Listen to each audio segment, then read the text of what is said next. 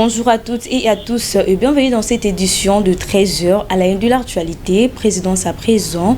Hier, jeudi 5 février 2026 à Washington, le président Donald Trump a salué le courage du président de la République démocratique du Congo, Félix-Antoine Tshisekedi, pour sa détermination à mettre fin à la guerre qui a duré de plus de 30 ans. Retour en images.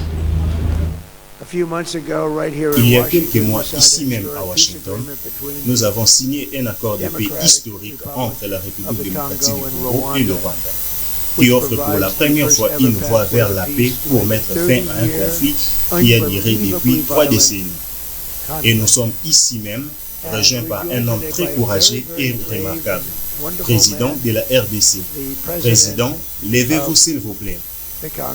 Vous êtes tellement courageux, merci Monsieur le Président, et vous êtes vraiment un homme très courageux. Je sais ce que vous avez traversé et je sais très bien ce que ça a été. Ça a été très difficile et très long, et ça dépasse même. Rien n'est facile. De temps en temps, je dois rappeler les deux parties, mais ça se passe bien, ça va bien se passer. Mais vous êtes courageux et nous vous apprécions vraiment votre présence ici. Et merci. Pour conclure, les Écritures nous disent « Ayez les cœurs purs ». Je ne sais pas si cela s'explique nécessairement à moi. J'en suis sûr. Quittons la ville de Kinshasa à la province du Congo central, précisément à Matadi. Une boucle de contournement est en cours de construction visant à améliorer la circulation urbaine à l'initiative du gouverneur Grace Kwanga Bilolo. Suivi. Décongestionner la ville portuaire de Matadi dans le sud-ouest de la République démocratique du Congo, de ces embouteillages récurrents et monstres, a toujours été le leitmotiv du gouverneur Grace Bilolo. C'est dans ce cadre que le chef de l'exécutif provincial du Congo central a initié un vaste programme de réhabilitation et construction des nouvelles routes dans la ville de Matadi, chef-lieu de la province du Congo central. Après la route Buma, celle de l'ex-clinique ou encore la route Tenga-Tenga, le patron de la province, rassuré par les études préalablement effectuées, a lancé les travaux de construction des routes secondaires et raccourcis en commençant par l'avenue Jacques Bunguena, partant de PK0 en provenance du pont Maréchal pour boucler 2 zones d'afflux importants par une voirie assez capitale qui va joindre 2 bouts de la ville, Kinkanda toujours englouti dans les embouteillages et le centre-ville par Erenjin Kalankala. Une route de contournement de 3000 mètres pour développer le coin grâce à cette accessibilité rapide et facile. Une identification a été faite pour étudier comment désengorger la ville de Matadi par rapport au tronçon qui posait problème. Effectivement, un tronçon a été identifié partant de l'OEBK, Mavinga, la Tortue pour déboucher vers l'énergie.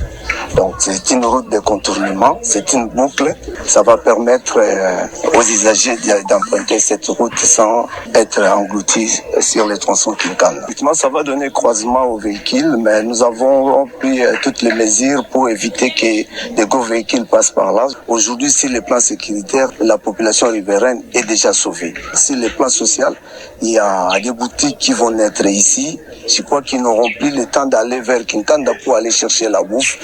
En termes de fluidité, bientôt là, lorsque le chef va inaugurer, vous allez voir que Kinkanda sera dégagé. Nous allons tous commencer à emprunter cette route pour aller en ville. La construction de la boucle de Kinkanda, ville basse, passant par RNJ, est saluée par les bénéficiaires directs et les gouverneurs Bilolo ovationnés pour sa volonté de voir Matadi se transformer en termes d'infrastructures routières. Moi, par exemple, j'habite au Ebeka, là où derrière l'église Chapelle des Vainqueurs. Ok. Au lieu de sortir prendre la grande route où il y a plein de remorques là-bas, j'ai circulé la route qui descend vers RTNC, je passe par Oreb, Tadis est là, parce que là je rentre au bureau en ville. Vous voyez, donc je peux même faire Kalankala directement dans moins de 10 minutes, vous êtes en ville. Coup de chapeau à notre gouverneur. En tout cas, ce qu'il est en train de faire en termes d'infrastructure, en tout cas, il n'y a pas photo. En Kalankala, 4 maisons. Les 600 mètres de voirie dont les travaux ont débuté sur l'avenue Bunguena, qui va joindre la nouvelle bâtisse de l'Assemblée provinciale, vont, en termes de la plus-value, transformer ce coin de Matadi. Les témoignages en disent mieux. tokomona ke kotopote ezali na kati bodu esili okotikala pe ezwi référence yango assemblée provinciale ezala na 4 maisons.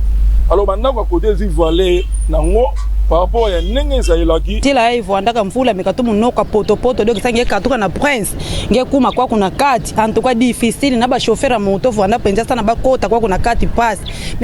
La première réunion du comité de pilotage conjoint entre la République démocratique du Congo et les États-Unis d'Amérique s'est tenue ce jour au département d'État américain. Suivez quelques commentaires de Gigi Kwabi. La première réunion du comité de pilotage conjoint entre la République démocratique du Congo et les États-Unis d'Amérique s'est tenue ce jeudi 5 février 2026 au département d'État américain. Cette rencontre marque une étape majeure dans la mise en œuvre de l'accord de partenariat stratégique conclu entre les deux pays, traduisant leur volonté commune d'approfondir la coopération économique et de promouvoir un développement durable et inclusif. Et pour finir, toujours hier jeudi 5 février 2026, le vice-premier ministre, ministre de Transport Jean-Pierre Bemba a répondu à l'invitation du président angolais Joao Lorenzo et a pris part à Luanda à une réunion stratégique consacrée au corridor de Lobito. Suivez les commentaires de Justin Massaka. Le vice-premier ministre Jean-Pierre Bemba Gombo était à Luanda ce jeudi pour coordonner ses projets ferroviaires stratégiques avec le président angolais Joao Lorenzo. Aurait été une avancée majeure. La Banque mondiale confirme 500 millions de dollars pour les tronçons du Lolo Teke, tandis que les travaux d'urgence ont déjà débuté à Kolwezi. Un appel d'offres international est attendu pour avril avec un démarrage des grands chantiers prévus avant la fin de cette année. C'est par ici cette édition de 13h réalisée ensemble par l'équipe rédactionnelle de Balade Mon Télévision. On se retrouve prochainement, toujours à la même heure et toujours à la même chaîne. Passez une très belle journée. Merci.